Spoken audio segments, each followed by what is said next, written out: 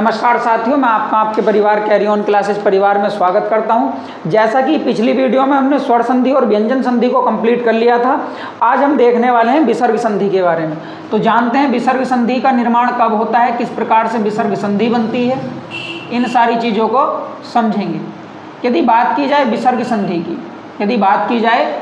संधि की, तो देखिएगा, यदि प्लस के पहले विसर्ग हो, प्लस के पहले क्या हो, विसर्ग हो, और प्लस के बाद स्वर हो या व्यंजन हो, स्वर हो या व्यंजन हो, तब किस संधि का निर्माण होता है, तो विसर्ग संधि का निर्माण होगा। ध्यान से समझिए, परिभाषा किस प्रकार से बनेगी। जब किसी विसर्ग वर्ण का मेल स्वर व व्यंजन से कराते हैं तो विसर्ग संधि का निर्माण होता है। जब किसी विसर्ग वर्ण का मेल स्वर व व्यंजन से कराते हैं तो विसर्ग संधि का निर्माण होगा। इसके अंतर्गत लगभग काफ़ी सारे नियम दिए गए हैं, लेकिन मैं आपको केवल 3 नियम पढ़ाऊंगा। चलते हैं पहले नियम की ओर कि पहला नियम क्या कहता है। यदि नियम नंबर 1 की बात की जाए तो नियम नंबर 1 को हम 2 पार्ट में डिवाइड कर पढ़ेंगे। एक हमारा पार्ट नंबर ए रहेगा और एक हमारा पार्ट नंबर बी होगा।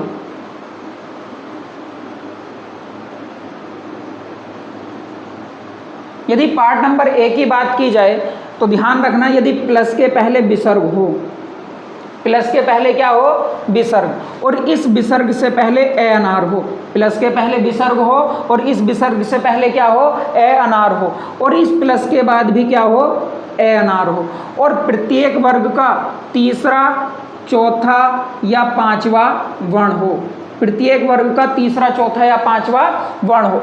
तीसरा, चौथा, पांचवा वर्ण से आशय है, सपोज करो कै वर्ग है तो कै और ख पहला हुआ, पहला और दूसरा, फिर गै, घै और ण, ये तीसरा, चौथा और पांचवा हुआ। इसके बाद अंतस्थ व्यंजन हो, क्या हो, अंतस्थ व्यंजन। और अंतस्थ व्यंजन आप सब जानते हो कि अंतस्थ व्यंजन की संख्या 4 होती है, यह, रे, ले, वे। अगर ऐसी कंडीशन बनती है तो जो ये हमारा विसर्ग होता है ये हमारा ओ में बदल जाता है। किस में बदल जाता है, ओ में। और आप सब जानते हो कि ओ की मात्रा हमारी ये रही। एक बार फिर से समझिए, प्लस के पहले विसर्ग हो, इस विसर्ग के पहले ए अनार हो और बाद में भी ए अनार हो, या प्रत्येक वर्ग का तीसरा, चौथा, पांचवा वर्ण हो, या अंतस्थ व्यंजन हो, तो विसर्ग किस में बदल जाएगा, ओ में बदल जाएगा। जैसे मैंने यहाँ लिखा यस है प्लस द, यस है प्लस द, प्लस के पहले विसर्ग है और से के साथ क्या छुपा हुआ है, ए छुपा हुआ है, बाद में क्या है, दे। तो देखो ते, थे, दे, तीसरा वर्ण मिला, और जब तीसरा वर्ण मिला तो ये विसर्ग किस में बदलेगा, ओ में। तो यहाँ से मिलकर क्या बन जाएगा, यशोदा। क्या मिलकर बन जाएगा, यशोदा। मैंने लिखा मने है प्लस जे, तो क्या मिलकर बन जाएगा, मनोज। मैंने लिखा तप है प्लस भूमि, तो क्या मिलकर बन जाएगा, तपोभूमि। मैंने लिखा मन है प्लस हर, तो क्या मिलकर बन जाएगा, मनोहर। मैंने लिखा मने है प्लस बल, तो क्या मिलकर बनेगा, मनोबल। तो क्या मिलकर बन जाएगा, मनोबल। मैंने लिखा मने है प्लस योग, तो क्या मिलकर बन जाएगा, मनोयोग। मैंने लिखा तप है प्लस बल, तो क्या मिलकर बन जाएगा, तपोबल। तो इस प्रकार से ध्यान रखेंगे। पार्ट नंबर बी क्या कहता है उसको समझेंगे। यदि प्लस के पहले विसर्ग हो, प्लस के पहले क्या हो, विसर्ग, और इस विसर्ग के पहले या तो आपको पुनः शब्द मिलेगा या अंतः शब्द मिलेगा, पुनः या अंतः। या ये ध्यान रखिएगा, जब प्लस के पहले पुनः या अंतः शब्द हो, प्लस के पहले पुनः या अंतः शब्द हो और इसके बाद कोई भी क्या हो, स्वर हो, या प्रत्येक वर्ग का तीसरा, चौथा, पांचवा वर्ण हो, या अंतस्थ व्यंजन हो, या क्या हो, अंतस्थ व्यंजन हो, तो ऐसी कंडीशन में क्या होता है, जो हमारा विसर्ग होता है वो आधे रे में बदल जाएगा। और मैं आपको संधि की पहली वीडियो में भी बता चुका था, यदि किसी व्यंजन से पहले आधा रै हो तो ये रैफ वाला रै बन जाता है। क्या बन जाता है? रैफ वाला रै। जैसे मैंने यहाँ लिखा पुनः है, पुनः है प्लस जागरण, पुनः प्लस जागरण। देखिए समझिए, प्लस के पहले पुनः मिला और पुनः जो मिला तो विसर्ग है और बाद में क्या है? जय है। तो च छ जय। कहने का तात्पर्य क्या है कि कौन सा वर्ण आया? तीसरा वर्ण आया। तो यहाँ से विसर्ग आधे रै में बदलेगा और जय के ऊपर जाकर लग जाएगा तो क्या बन जाएगा? पुनर्जागरण, पुनर्जागरण। उसके बाद मैंने यहाँ लिखा पुनः है प्लस के मुद्रण, पुनः प्लस के मुद्रण। तो यहाँ से क्या मिलकर बनेगा हमारा? पुनर्मुद्रण। उसके बाद मैंने लिखा अंतः प्लस धान, अंतः प्लस धान। तो यहाँ से मिलकर क्या बन जाएगा हमारा? अंतर्धान। उसके बाद मैंने लिखा अंतः प्लस अग्नि, अंतः प्लस अग्नि। इसको बहुत ध्यान से समझिएगा। अब प्लस के पहले अंतः लिखा हुआ है अर्थात विसर्ग आधे रै में बदलेगा, लेकिन वो आधा रै ए अनार के ऊपर जाकर नहीं लगेगा क्योंकि ए तो स्वर है और जब स्वर है तो वो आधे रै को पूरा कर देगा। तो क्या बन जाएगा? अंतर अग्नि। क्या बन जाएगा? अंतर अग्नि। एक बार फिर से समझिएगा, मैंने आपको क्या बताया नियम नंबर 1 के अंतर्गत, यदि प्लस के पहले विसर्ग हो, इस विसर्ग के पहले ए अनार हो और बाद में भी क्या हो? ए, या प्रत्येक वर्ग का तीसरा चौथा पांचवा वर्ण हो या अंतस्थ व्यंजन हो, तो ऐसी कंडीशन में जो ये हमारा विसर्ग होता है ये ओ में बदल जाता है। जैसे यशः प्लस दा यशोदा, मनः प्लस जय मनोज, तपः प्लस भूमि तपोभूमि, मनः प्लस हर मनोहर, मनः प्लस बल मनोबल, मनः प्लस योग मनोयोग, तपः प्लस बल तपोबल। यदि प्लस के पहले विसर्ग हो और इसके पहले पुनः या अंतः लिखा हुआ हो, बाद में कोई भी स्वर या तीसरा चौथा पांचवा वर्ण हो या अंतस्थ व्यंजन हो, तो ऐसी कंडीशन में विसर्ग आधे रै में बदल जाएगा। और मैंने आपको बताया कि जो ये आधा रै यदि किसी व्यंजन के पहले आधा रै है तो वो मै के ऊपर लग जाता है अर्थात रैफ के रूप में। तो मैंने आपको ये नियम समझाए, यहाँ तक का आप स्क्रीनशॉट ले लीजिएगा, उसके बाद आगे की ओर बढ़ते हैं। तो स्क्रीनशॉट आपने ले लिया होगा, नियम नंबर 1 को हमने समझा। अब चलते हैं नियम नंबर 2 की ओर कि नियम नंबर 2 क्या कहता है।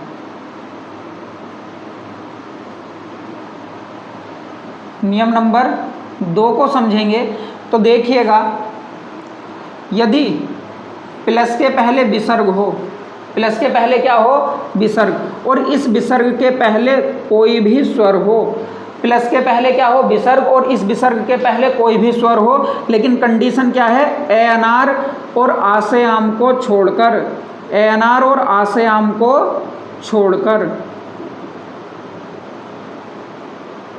ए अनार और आ से आम को छोड़कर, और प्लस के बाद आ से आम हो या छोटा ऊ हो या बड़ा ऊ हो या प्रत्येक वर्ग का तीसरा चौथा पांचवा वर्ण हो, तीसरा चौथा पांचवा वर्ण हो या अंतस्थ व्यंजन हो, ये रे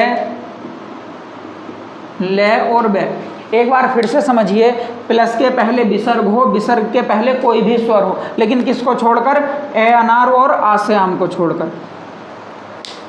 बाद में आ से आम हो, छोटा ऊ हो या बड़ा ऊ हो, या प्रत्येक वर्ग का तीसरा चौथा पांचवा वर्ण हो, या ये रे ले वे हो। ध्यान रखना, ये प्लस के पहले पहले नहीं होने चाहिए, एन आर और आस्याम चाहे बाद में हो, और मैंने लिखा भी है आस्याम छोटा ऊ और बड़ा ऊ।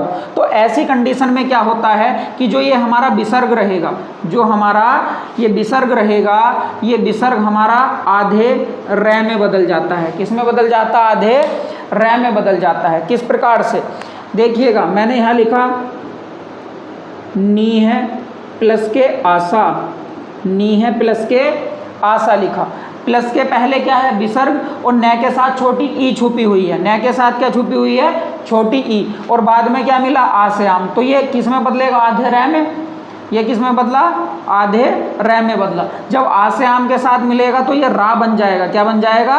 रा। और यहाँ से सीधे तौर पर क्या बन जाएगा? निराशा।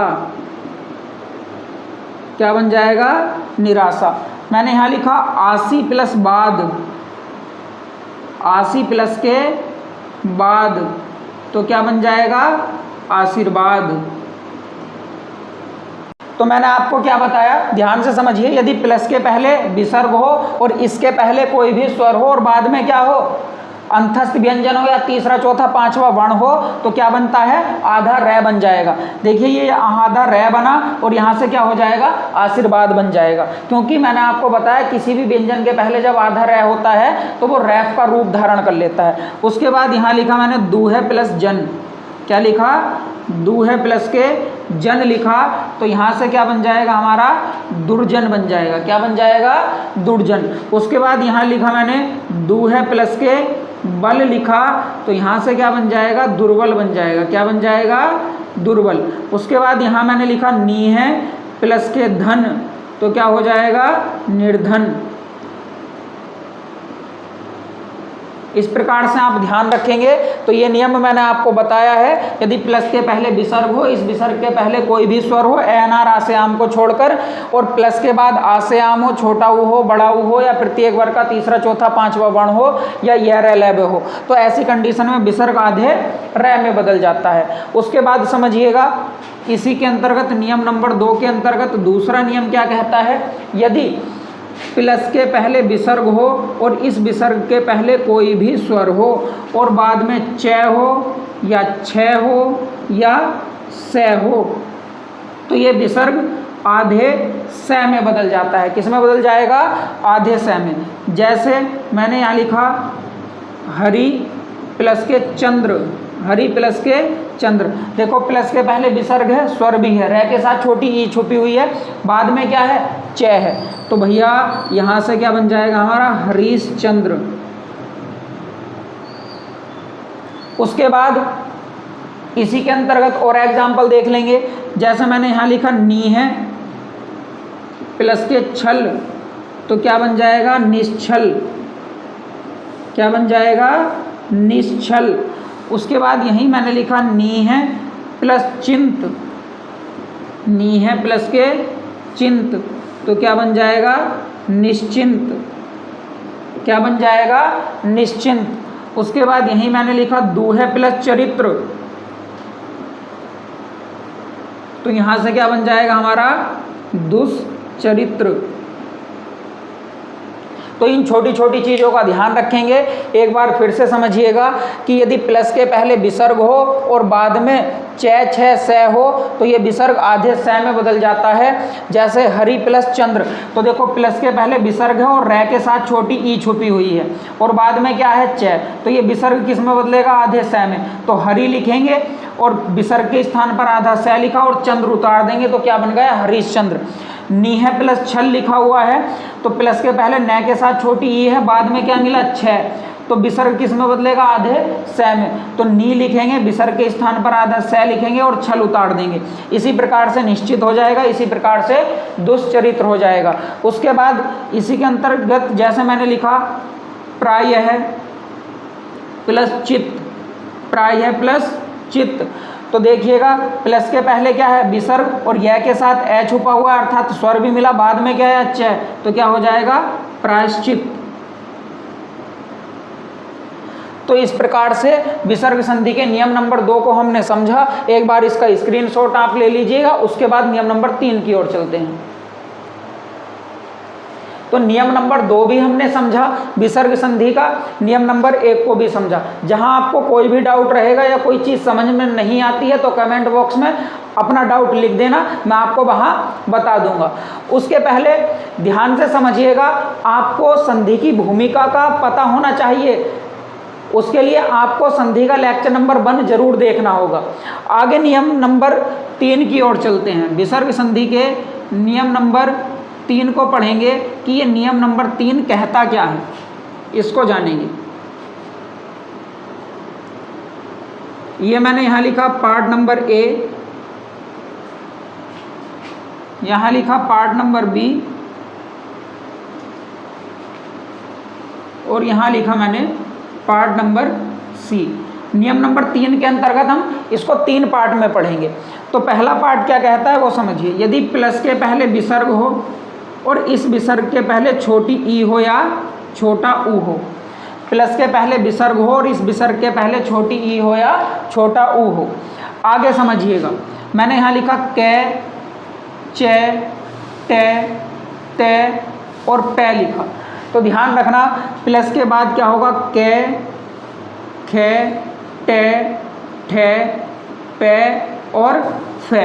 अर्थात कहने का मतलब क्या है कि कै वर्ग को लेंगे, टे वर्ग को लेंगे और किसको लेंगे, पे वर्ग को, चे और ते वर्ग को यहाँ छोड़ देंगे।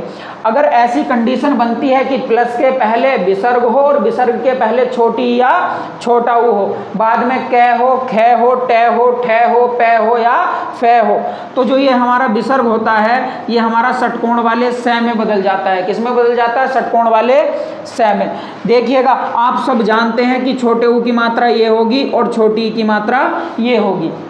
जैसे मैंने यहाँ लिखा नी है और प्लस के ठुर, नी है प्लस के क्या लिखा, ठुर लिखा, नी है प्लस के क्या लिखा, ठुर। प्लस के पहले विसर्ग है और न के साथ क्या है, छोटी ई है और बाद में क्या मिला, ठे। तो ये विसर्ग किस में बदलेगा, षटकोण वाले से में बदलेगा। तो यहाँ से हमारा क्या बन जाएगा भैया, निष्ठुर बन जाएगा। क्या बन जाएगा, निष्ठुर बन जाएगा। मैंने यहाँ लिखा नी है प्लस के फल लिखा, तो यहाँ से हमारा क्या बन जाएगा, निष्फल बन जाएगा। क्या बन जाएगा, निष्फल बन जाएगा। मैंने यहाँ लिखा धनु है प्लस के टंकार, धनु है प्लस टंकार, तो यहाँ से क्या बन जाएगा हमारा, धनुष टंकार बन जाएगा। क्या बन जाएगा, धनुष टंकार बन जाएगा। आगे समझिएगा पार्ट नंबर बी क्या कहता है, इसको समझेंगे। पार्ट नंबर बी ये कहता है यदि प्लस के पहले विसर्ग हो और बाद में तय हो, थे हो या से हो, बाद में तय हो, थे हो या से हो, तो ये विसर्ग आधे से में बदल जाता है। जैसे मैंने यहाँ लिखा नमे है प्लस ते, नमे है प्लस ते, तो प्लस के पहले विसर्ग बाद में क्या आया, तय आया, तो सीधे तौर पर विसर्ग आधे से में बदलेगा और क्या बन जाएगा, नमस्ते। मैंने यहाँ लिखा नी है प्लस तेज, तो क्या हो जाएगा, निस्तेज। मैंने यहाँ लिखा दू है प्लस साहस, दू है प्लस के साहस, तो क्या बन जाएगा, दुस्साहस, दुस्साहस। अब पार्ट नंबर सी को समझिएगा। पार्ट नंबर सी क्या कहता है, यदि प्लस के पहले विसर्ग हो, प्लस के पहले क्या हो, विसर्ग, और छोटी ई हो या छोटा ऊ हो और बाद में क्या हो, रे हो, बाद में क्या हो, रे, तो ऐसी कंडीशन में छोटी ई बड़ी ई में बदल जाएगी और छोटा ऊ बड़े ऊ में बदल जाएगा। जैसे मैंने लिखा नी है प्लस के रज, प्लस के पहले विसर्ग मिला और न के साथ छोटी ई मिली, तो ध्यान रखना यहाँ से क्या बन जाएगा, नीरज। क्या बन जाएगा, नीरज बन जाएगा। उसके बाद दूसरा लिखा मैंने नी है प्लस रब, नी है प्लस के रब लिखा, तो यहाँ से क्या बन जाएगा हमारा, नीरब बन जाएगा। उसके बाद तीसरी कंडीशन में मैंने यहाँ लिखा चक्षु है प्लस रोग, तो क्या बन जाएगा, चक्षु रोग। क्या बन जाएगा, चक्षु रोग। चौथी कंडीशन मैंने यहाँ लिखा दू है प्लस के रम्य, तो हमारा क्या बन जाएगा, दुरम्य। क्या बन जाएगा, दुरम्य। तो इस प्रकार से इन छोटी छोटी चीज़ों को करेंगे। पार्ट नंबर सी को समझा, पार्ट नंबर बी को समझा, पार्ट नंबर ए को समझा। एक बार फिर से समझिएगा, यदि प्लस के पहले भैया विसर्ग हो, इसके पहले छोटी ई हो या छोटा ऊ हो, छोटी ई की मात्रा ये रही और छोटे ऊ की मात्रा ये है, बाद में कै हो, खे हो, टे हो, ठे हो, पे हो या फे, तो ये विसर्ग षटकोण वाले से में बदल जाता है। जैसे नी है प्लस ठुर, निष्ठुर, नी है प्लस फल, निष्फल, धनु है प्लस टंकार, धनुष टंकार। उसके बाद मैंने यहीं लिखा नी है प्लस कंटक, क्या लिखा, नी है प्लस के कंटक, यदि लिखूंगा तो क्या हो जाएगा, निष्कंटक। क्या हो जाएगा, निष्कंटक। उसके बाद मैंने यहाँ लिखा आबी प्लस कार, आबी प्लस कार लिखा, तो यहाँ से सीधे तौर पर क्या बन जाएगा, आविष्कार। और आविष्कार की ये शुद्ध वर्तनी होती है, आविष्कार नहीं होता, आविष्कार होता है। तो इन छोटी छोटी चीज़ों का हम ध्यान रखेंगे। विसर्ग संधि को भी हमने कंप्लीट कर लिया है। और ध्यान रखना कि जो ये विसर्ग संधि है बेहद महत्वपूर्ण है, और आपके चाहे UPSSC PT का एग्जाम रहा हो, BDO का एग्जाम हो, लेखपाल का एग्जाम हो, कनिष्ठ सहायक अधिकारी अर्थात जूनियर असिस्टेंट का एग्जाम हो, उनके लिए काफ़ी महत्वपूर्ण ये वीडियो रहने वाली है। जो भी आपके डाउट बनते हैं कमेंट बॉक्स में ज़रूर लिखिएगा। और जाते जाते कहना चाहूँगा कि वो खुद ही तय करते हैं मंजिल आसमानों की, वो खुद ही तय करते हैं मंजिल आसमानों की, परिंदों को नहीं दी जाती तालीम उड़ानों की, जो रखते हैं हौसला आसमां छूने का, उन्हें नहीं परवाह कभी गिर जाने की। इतना कहकर मैं अपनी बात को समाप्त करता हूँ। जय हिंद, जय भारत।